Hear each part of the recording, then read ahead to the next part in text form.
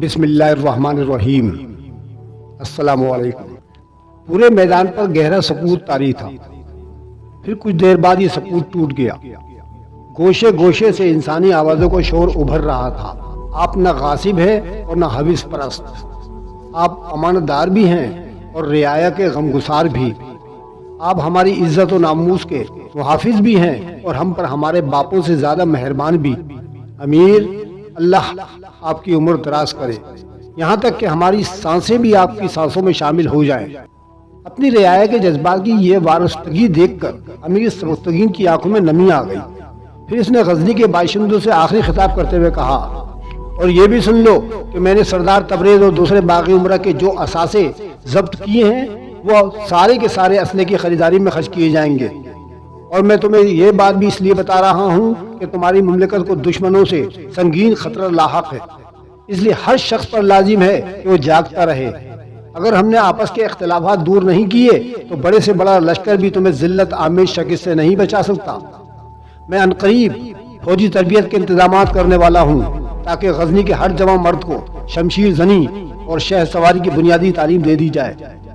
پھر اگر کبھی مملکت پر برا وقت پڑے تو تم خود اپنی عورتوں، بوڑھوں اور بچوں کی حفاظت کرو۔ یہ کہہ کر امیر سبکتگین نے ہجوم انسانی کی طرف سے پیٹھ پھیر لی۔ یہ کھلا اشارہ تھا کہ تمام لوگ اپنے اپنے گھروں کو لوٹ جائیں۔ امیر سبکتگین زندہ باد۔ غزنی کی رعایا واپس جاتے ہوئے بڑے جذباتی انداز میں اپنے فرمانروا کو خراج تحسین پیش کر رہی تھی۔ جب میدان خالی ہو گیا اور مسلح محافظوں اور دیگر سرکاری کارندوں کے علاوہ وہاں کوئی عام شخص موجود نہیں رہا تو امیر سبکتگین چند قدم آگے بڑھا اور پھانسی پر جھولتی ہوئی سردار تبریز کی لاش کے قریب پہنچ کر ٹھہر گیا۔ پھر بڑے کربناک لہجے میں کہنے لگا، بے شک تو ایک افلاس زدہ انسان تھا، مگر قدرت نے تجھ پر ترس کھا کر اپنی نعمتوں کے دروازے کھول دیے۔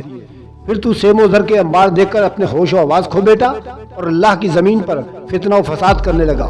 کاش تو اس کے شکر گزار بندوں میں شامل ہو جاتا، مگر تجھے نظام شاہ کے صبر نے کھا لیا اور ایک بے سہارا لڑکی کی خاموش فریادیں تجھے اس انجام تک پہنچا گئیں۔ پھر امیر غزنی نے آسمان کی طرف دیکھا اور نہایت پرجوش لہجے میں کہا، اے اللہ، میں دنیا کے تمام فتنوں سے، ریاکار دوستوں کی شر سے اور انسانی حسد سے تیری پناہ مانگتا ہوں۔ پھر اپنے مسلح محافظوں سے مخاطب ہو کر کہنے لگا، سردار تبریز کی لاش کو اتنے دنوں تک پھانسی پر لٹکا رہنے دو کہ میرے حکم کی تعمیل ہو جائے اور اہل غزنی اچھی طرح سمجھ لیں کہ ایک فلاحی مملکت میں باغیوں کا کیا حشر ہوتا ہے۔ اس کے بعد سبکتگین اپنے چند محافظوں کے ہمراہ نگار خانہ کے مکان پر پہنچا جہاں نظام شاہ عارضی طور پر مقیم تھے۔ امیر غزنی نے دیکھا کہ نظام شاہ مکان کے صحن میں ایک چٹائی پر لیٹے تھے اور ان کے قریب مرحوم فوجی کا 8 سالہ لڑکا احمد سالار بیٹھا اپنا سبق دہرا رہا تھا۔ نظام شاہ کے زخم ابھی ہرے تھے، وہ آسانی سے چل پھر نہیں سکتے تھے، اس لیے نگار خانم اور مرحوم فوجی کی بیوہ نے ان کو روک لیا تھا۔ نظام شاہ کسی کے مکان پر قیام نہیں کرتے تھے۔ امیر سبکتگین کو دیکھ کر سیدھے ہوئے اور اس پتھر کے سہارے بیٹھ گئے جو وہ تکیے کے طور پر استعمال کرتے تھے۔ آپ لیٹے رہیں شیخ، امیر سبکتگین نے نظام شاہ کے قدموں میں بیٹھتے ہوئے کہا، آخر تم امیر مملکت ہو۔ نظام شاہ نے اس بے عادت مسکراتے ہوئے کہا، اگر تمہارے احترام میں کھڑا نہیں ہو سکتا تو پھر کم سے کم بیٹھ تو سکتا ہوں۔ نہیں شیخ، آپ پر میرا احترام واجب نہیں۔ امیر سبکتگین نے انتہائی انکساری کا مظاہرہ کرتے ہوئے کہا، تم اللہ سے ڈرنے والے ایک مختلف حکمران ہو، اس لیے مجھ پر تمہارا احترام ہمیشہ ایک قرض کی طرح باقی رہتا ہے۔ نظام شاہ اپنی عادت کے مطابق بہت دھیمے لہجے میں ٹھہر ٹھہر کر بول رہے تھے، اگر میں تمہارا احترام نہیں کروں گا تو پھر ایک امیر کا روب و جلال کس طرح برقرار رہے گا؟ امیر سبکتگین نے محسوس کیا کہ نظام شاہ آج بہت زیادہ مہربان نظر آ رہے ہیں، بس وہ انہی لمحات کا منتظر تھا۔ شیخ، میں آپ کی اس بے پناہ مشقت کو دیکھ کر کبھی کبھی بہت اداس ہو جاتا ہوں۔ سبکتگین نے ڈرتے ڈرتے کہا، اگر کوئی انسان مشقت نہیں کرے گا تو زندہ کس طرح رہے گا؟ نظام شاہ کے ہونٹوں پر مسکراہٹ کچھ اور شگفتہ ہو گئی۔ تن آسانی تو اسے ایک دن میں ہلاک کر ڈالے گی، چاہے یہ دنیا ہو یا وہ دنیا۔ ریاضت و مشقت کے بغیر تو کوئی دنیا حاصل نہیں ہوتی۔ نظام شاہ کی زبان سے ادا ہونے والے ایک ہی فقرے نے امیر غزنی کو لاجواب کر دیا، مگر پھر بھی وہ ہمت کر کے بولا، شیخ، سرکاری خزانے سے تمام علماء کو وظائف جاری کیے جاتے ہیں، تاکہ وہ اپنا کام تندہی سے کر سکیں، مگر میری تمام تر خواہش کے باوجود آپ نے یہ رعایت ابھی تک قبول نہیں کری۔ اب معلوم یہ ہوا ہے کہ آپ رات بھر مزدوری کرتے ہیں اور 3 افراد کی کفالت کا بوجھ اٹھاتے ہیں، پھر دن میں اس بچے کو تعلیم بھی دیتے ہیں۔ آخر کار محنت و مشقت کی کوئی انتہا تو ہوتی ہے نا۔ نظام شاہ نے بہت غور سے امیر سبکتگین کی بات سنی اور پھر نہایت اطمینان سے جواب دیتے ہوئے کہا، دوسرے علماء کیا کرتے ہیں میں اس کا ذمہ دار نہیں، کسی نے بوجھ اٹھانے کی طاقت بخشی ہے تو یہ بوجھ بھی اٹھا لیتا ہوں، ورنہ میری کیا حیثیت۔ آپ اپنے لیے نہیں تو کم سے کم ان لوگوں کے لیے سرکاری وظیفہ قبول فرما لیجئے۔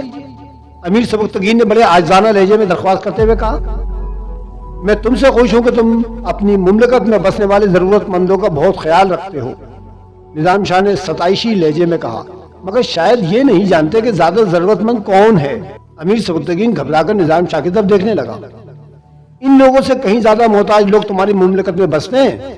نظام شاہ نے اپنے اہل خانہ کی طرف اشارہ کرتے ہوئے کہا، سرکاری وظائف پر ہی ان ہی لوگوں کا حق ہے جو زیادہ حاجت مند ہیں، ضرورت مند تو یہ لوگ بھی ہیں شیخ۔ امیر سبکتگین نے ایک بہترین دلیل دیتے ہوئے کہا، امیر تم ان لوگوں کو نہیں پہچانتے۔ اچانک نظام شاہ کے لہجے سے جلال روحانی کا اظہار ہونے لگا، بہتر یہی ہے کہ آج تم ان لوگوں سے مکمل تعارف حاصل کر لو۔ اس مکان کی مالکہ ایک فوجی کی بیوہ ہے جو تمہارے تخت نشین ہونے سے پہلے ایک معرکے میں شہید ہو گیا تھا۔ اصولی طور پر مرحوم کے بیوی اور بچے کو سرکاری خزانے سے ایک معقول وظیفہ ملنا چاہیے تھا۔ اس سے بڑی وطن کی کیا خدمت ہوگی کہ ایک شخص غزنی کی سرحدوں کی حفاظت کرتے ہوئے اپنی جان سے گزر گیا۔ ابھی نظام شاہ کی بات مکمل نہیں ہونے پائی تھی کہ امیر سبکتگین بول اٹھا، شیخ یہ تو امیر ملکہ تگین کے دور کا واقعہ ہے۔ میں جانتا ہوں، نظام شاہ نے اسی پرجلال آواز میں کہا، مگر تمہارا جرم یہ ہے کہ تم اپنی مملکت کے جان نثاروں سے بے خبر کیوں رہے؟ میں اس کا ازالہ کر دوں گا شیخ۔ امیر سبکتگین بہت زیادہ شرمسار نظر آ رہا تھا۔ آپ تو جانتے ہیں کہ میں کیسے کیسے داخلی ہنگاموں میں الجھا ہوا ہوں۔ اس کا وقت گزر چکا امیر، نظام شاہ نے بے نیازانہ لہجے میں کہا، اب یہ عورت بے سہارا نہیں، میری بہن ہے، حقیقی بہن کی طرح، اور یہ اس کا بچہ ہے احمد سالار جو مجھے اپنے بیٹے کی طرح عزیز ہے، اور وہ نگار خانہ میں میری بہت چہیتی اور لاڈلی بیٹی، یہ سب میرے وارث ہیں اور میں اللہ کی طرف سے ان کا کفیل ہوں۔ یہ کہہ کر نظام شاہ خاموش ہو گیا۔ امیر سبکتگین حیرت و سکوت کے عالم میں اس طرح بیٹھا تھا، اس کی پلکیں تک نہیں جھپک رہی تھی۔ شیخ کے انکار نے ایک بار پھر امیر غزنی کو مایوس کیا تھا، اور غزنی کا فرما روا خوب جانتا ہے کہ نظام شاہ کے وارث کسی کی بخشی ہوئی خیرات یا عطیات اپنے شکم میں نہیں ڈالتے۔ اگر کبھی ایسا کوئی گراں وقت آیا تو ساری دنیا اپنی آنکھوں سے دیکھ لے گی کہ یہ لوگ بھوک کے شعلوں میں تو جل کر راکھ ہو جائیں گے، مگر اپنا دستِ طلب کسی کے سامنے نہیں دراز کریں گے۔ امیر سبکتگین نے پہلی بار نظام شاہ کو اس قدر جلالی کیفیت میں دیکھا تھا۔ فرما روائے غزنی کو محسوس ہوا جیسے اچانک زمین ہل رہی ہے، ایک تیز و تن زلزلہ سا آ رہا ہے جس کی زد میں خود اس کا اپنا جسم بھی آ چکا ہے۔ اور غزنی کا حکمران یہ بھی جانتا ہے کہ نظام شاہ اپاہج نہیں ہے۔ ایک درویش بے سر و ساما پورے جاہو جلال کے ساتھ بول رہا تھا، جب ان لوگوں کو کفیل اپاہج نہیں تو پھر یہ اپنا بوجھ سرکاری خزانے پر کیوں ڈالیں؟ اور بالفرض محال اگر میں اپاہج ہو بھی گیا تو میرا اللہ ان لوگوں کو اہل دنیا کے سامنے رسوا تو نہیں کرے گا۔ وہ مجھ گناہگار کی شرم اس طرح رکھے گا کہ یا تو اپنی زمین کے خزانے کھول دے یا پھر آسمان سے اپنی نعمتیں برسا دے تاکہ اس کے بھوکے پیاسے بندے اپنی ضرورت کے مطابق سیراب ہو سکے۔ امیر سبکتگین کی یہ خواہش ایک بار پھر ناآسودہ ہو گئی کہ وہ نظام شاہ کی کوئی خدمت کر سکے۔ وہ کچھ دیر اداس بیٹھا رہا، پھر بہت آہستہ سے بولا، شیخ یہ تو اللہ ہی جانتا ہے کہ میں آپ سے کتنی عقیدت رکھتا ہوں۔ جب سید امیر علی شاہ خواب میں تشریف لائے تھے اور مجھ سے فرمایا تھا کہ میرے ہوتے ہوئے ان کے محبوب نظام شاہ پر غزنی پر قیامت ڈھائی جاتی رہی ہے، تو میں اس دن سے گزشتہ شب تک چین کی نیند نہیں سویا ہوں۔ شاید آج رات سکون سے سکوں کہ میں نے سردار تبریز کو دار پر کھینچ دیا ہے۔ امیر سبکتگین کا خیال تھا کہ شیخ اس خبر کو سن کر بہت خوش ہوں گے، مگر خلاف توقع اس نے نظام شاہ کو اداس پایا۔ افسوس، نظام شاہ نے ایک سردار کھینچی۔ وہ پیدائشی طور پر گدھ تھا، اس لیے اپنے بالوں پر صحیح طاقت کا اندازہ نہ کر سکا اور غلطی سے عقابوں کے دائرۂ پرواز میں داخل ہو گیا، جس کا نتیجہ یہ ہوا کہ وہ بہت جلد زمین پر گر گیا۔ اب میں اس کی لاش کو اس وقت تک دار پر لٹکا رہنے دوں گا جب تک غزنی کے گدھ اور کوے اس کا سارا گوشت اس کی ہڈیوں سے جدا نہیں کر دیں گے۔ یہ کہتے کہتے امیر سبکتگین کے چہرے پر نفرت و غضب کا گہرا رنگ نمایاں ہو گیا۔ ہرگز نہیں، ہرگز نہیں، نظام شاہ یکا یک وحشت زدہ نظر آنے لگے۔ امیر سبکتگین نے حیرت سے دیکھا کہ شیخ کا زرد مگر روشن و تابناک چہرہ اچانک دھواں ہو گیا۔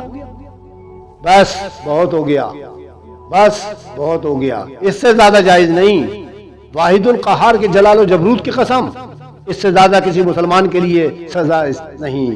نظام شاہ ناقابل بیان عزت کا شکار نظر آ رہے تھے۔ امیر، مجھے اسی وقت سردار تبریز کے پاس لے چلو، مجھے جانا ہی پڑے گا، ہاں مجھے جانا ہی پڑے گا۔ نظام شاہ کا اضطراب لہجہ بہ لہجہ بڑھتا ہی چلا جا رہا تھا۔ امیر سبکتگین عجیب و غریب تذبذب کا شکار تھا۔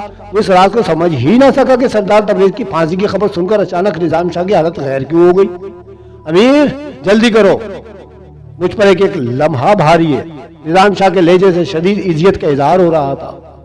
امیر سبکتگین شیخ کی بگڑتی ہوئی حالت دیکھ کر گھبرا گیا۔ اس نے فوراً اپنے کارندوں کو حکم دیا کہ شیخ کی سواری کے لیے شاہی پالکی حاضر کی جائے۔ نظام شاہ اپنے جسم کے زخموں اور تازیانیوں کے بے شمار ضربات کے باعث چلنے پھرنے سے معذور تھے، اس لیے مجبوراً پالکی میں سوار ہو گئے۔ امیر سبکتگین اپنے گھوڑے پر سوار شیخ کی پالکی کے پیچھے پیچھے چل رہا تھا۔ والی غزنی نے سہارا دے کر نظام شاہ کو پالکی سے اتارا اور پھر نظام شاہ سبکتگین کے کاندھے پر ہاتھ رکھ کر آہستہ آہستہ چلتے ہوئے اس مقام تک پہنچے جہاں تختہ دار پر سردار تبریز کی لاش لٹکی ہوئی تھی۔ غزنی کے رئیس اعظم کی بیچارگی دیکھ کر نظام شاہ نے اپنی آنکھیں بند کر لی اور کچھ دیر اسی حالت میں کھڑے رہے، پھر آنکھیں کھولی اور آسمان کی طرف دیکھنے لگے۔ امیر سبکتگین نظام شاہ کے پیچھے ایک قدم کے فاصلے پر ساکت کھڑا تھا۔ اے اللہ، تیرا یہ حقیر بندہ نظام شاہ تیری تسبیح بیان کرتا ہے، تیرے قہر سے پناہ مانگتا ہے اور ہر حال میں تیرے رحم کا طلبگار ہے۔ نظام شاہ کے لہجے میں بڑی رقت تھی۔ یہ شخص جو سردار لٹک رہا ہے، اسے بروز حشر میرے حساب میں نہ پکڑنا۔ اے اللہ، تو حاضر و ناظر بھی ہے اور علیم و خبیر بھی۔ میں نے سردار تبریز کو معاف کر دیا، اس کی طرف سے میرا کوئی قرض نہیں، تو تو بھی اسے معاف کر دے کہ تو انسانی اندازوں سے بڑھ کر معاف کرنے والا ہے۔ عجیب و غریب دعا تھی جسے سن کر امیر سبکتگین کے جسم پر لرزہ طاری ہو گیا۔ اپنے بدترین دشمن کے حق میں دعائے مغفرت کرنے کے بعد نظام شاہ فرما روائے غزنی سے مخاطب ہوئے۔ امیر، اس مقہور و معتوب شخص کی سزا پوری ہو چکی۔ سردار تبریز نے تمہارا تخت اقتدار الٹنا چاہا، تم نے اس کی بساط حیات الٹ دی۔ عام طور پر ایک باغی کی سزا یہی ہوتی ہے، اس سے زیادہ نہیں۔ امیر سبکتگین نے حیرت سے نظام شاہ کی طرف دیکھا۔ یاد رکھنا کہ اللہ ایک مسلمان کی لاش کی تشہیر کو پسند نہیں کرتا۔ نظام شاہ نے رک رک کر کہا۔ ان کے لحاظ سے اندرونی کرب کا اظہار ہو رہا تھا۔ سردار تبریز کے اعمال کچھ بھی ہوں مگر وہ اسلام کے دائرے سے خارج نہیں تھا۔ شیخ، شاید آپ نہیں جانتے کہ سردار تبریز نظام اسلام کے نفاذ کو پسند نہیں کرتا تھا۔ امیر سبکتگین نے کہا، اکثر دنیا پر یہی چاہتے ہیں مگر اس کے ساتھ وہ اللہ پر بھی تو ایمان رکھتے ہیں۔ نظام شاہ نے سردار تبریز کی وکالت کرتے ہوئے کہا، سردار تبریز بھی ایک ایسا ہی دنیا دار انسان تھا مگر اس نے اللہ سے کھلی ہوئی بغاوت کا اعلان تو نہیں کیا۔ سردار تبریز تمہاری نظروں میں کچھ بھی صحیح، لیکن بہرحال وہ مرتد نہیں تھا، مگر اس نے آپ کو تو بڑی ناقابل بیان اذیتیں پہنچائی تھیں۔ امیر سبکتگین کا لہجہ بہت زیادہ تلخ ہو گیا۔ امیر، اگر تم میرے حساب میں سے ہی لذت خیز سزا دے رہے ہو تو اللہ کے لیے، خدا کے لیے اسے تختہ دار سے اتار لو اور جلد سے جلد کسی گوشے زمین میں دفن کر دو۔ نظام شاہ کی آواز سے دلی رنج کا اظہار ہو رہا تھا۔ تم خوب جانتے ہو کہ میں نے اسے معاف کر دیا ہے، اب میرا اس کی طرف سے کوئی قرض نہیں۔ ایک درویش کی کشادہ دلی اور اعلیٰ ظرفی کا یہ مظاہرہ دیکھ کر امیر غزنی حیران رہ گئے۔ بالفرض اگر یہ کافر بھی تھا تو اسے مرنے کے بعد اس طرح رسوا تو نہ کرو۔ مختصر سے سکوت کے بعد نظام شاہ دوبارہ سبکتگین سے مخاطب ہوئے، تم تو جانتے ہو نا کہ اسلام ایک پاگل کتے کو بھی عزت کے ساتھ قتل کرنے کا حکم نہیں دیتا۔ پھر یہ تو انسان تھا۔ میں تمہارے جذبات کی سرکشی سے واقف ہوں مگر اپنے دشمنوں کے معاملے میں بھی صبر و تحمل اور رواداری سے کام لیا کرو، یہ تمہارے لیے بہتر ہے۔ شیخ، میں آئندہ آپ کی نصیحت پر عمل پیرا ہونے کی پوری کوشش کروں گا۔ امیر سبکتگین کچھ شرمسار سا نظر آنے لگا۔ اسے میرے سامنے ہی دفن کر دو تاکہ مجھے ذہنی سکون حاصل ہو جائے۔ پہلی بار سبکتگین نے محسوس کیا کہ نظام شاہ کے لہجے میں کی التجا سی پوشیدہ تھی۔ تھوڑی دیر بعد ہی سردار تبریز کو مسلمانوں کے عام قبرستان میں دفن کر دیا گیا۔ اگرچہ نظام شاہ کسی سہارے کے بغیر کھڑے ہونے کے قابل نہیں تھے، پھر بھی انہوں نے اپنے آپ پر جبر کر کے سردار تبریز کی نماز جنازہ پڑھائی اور تدفین کے بعد اس کی قبر پر بآواز بلند فاتحہ خوانی بھی کی۔ اے اللہ، تیرا کوئی شریک نہیں اور تیرے سوا کوئی معبود نہیں، تجھے ہر شے پر مکمل اختیار اور قدرت حاصل ہے، تو جسے چاہے بخش دے اور جسے چاہے عذاب علیم دے۔ سردار تبریز بھی تیرا ایک بندہ تھا اور تو ہی جانتا ہے کہ تو اس کے ساتھ کیا سلوک کرے گا، مگر میں تجھ سے تیرے رحم کی بھیک مانگتا ہوں، میرے معاملے میں سردار تبریز کی گرفت نہ کرنا۔ اس کے بعد نظام شاہ پالکی میں بیٹھ کر سردار تبریز کے مکان پر گئے، اس کے بیوی بچوں اور اہل خاندان سے تعزیت کی اور نگار خانم کے پاس واپس آ گئے۔ شہر کی فضا پرسکون ہوئی اور نظام شاہ صحتیاب ہو گئے تو ایک دن نگار خانم نے ان سے کہا، بابا، میں نہیں چاہتی کہ آپ رات بھر ہم لوگوں کے لیے مزدوری کریں اور پھر دن بھر ریاضت و عبادت کر کے اپنے آپ کو تھکا ڈالیں۔ تو پھر نظام شاہ نے حزب عادت مسکراتے ہوئے کہا، آخر اس مسئلے کا کیا حل ہے؟ شاید آپ واقف نہیں کہ میں نے اپنی آسائش کے زمانے میں بیکار وقت گزارنے کے بجائے بہترین جنگی تربیت بھی حاصل کی ہے۔ نگار خانم بہت پرجوش لہجے میں بول رہی تھی، میں غزنی کے کسی بھی ماہر شمشیر زن مرد کی طرح مقابلہ کر سکتی ہوں اور آپ دیکھیں گے کہ انشاءاللہ میں اس مارکہ رائے میں غالب رہوں گی۔ میں جانتا ہوں کہ اللہ میری بیٹی کو ہر مارکے میں سرخرو کرے گا، مگر ایک مسلمان عورت کے لیے ضروری ہے کہ وہ میدان کارزار میں مردوں کے دوش بدوش لڑنے کے بجائے خانہ داری کے محاذ پر بھرپور جنگ کرے۔ نظام شاہ نے بہت محبت سے نگار خانم کو سمجھانے کی کوشش کی، بابا، میں مردوں کے شانہ بشانہ لڑنے کی بات نہیں کر رہی ہوں۔ نگار خانم نے اپنے مقصد کی وضاحت کرتے ہوئے کہا، میری خواہش ہے کہ میں غزنی کی خواتین کی فوجی تربیت کروں، اس طرح اگر کبھی ہماری مملکت پر کوئی برا وقت آ پڑے تو شہر کی نازک اور مجہول سی آبادی دشمنوں کے خلاف مزاحمت کر سکے۔ میں اس سلسلے میں امیر سبکتگین کی اجازت چاہتی ہوں۔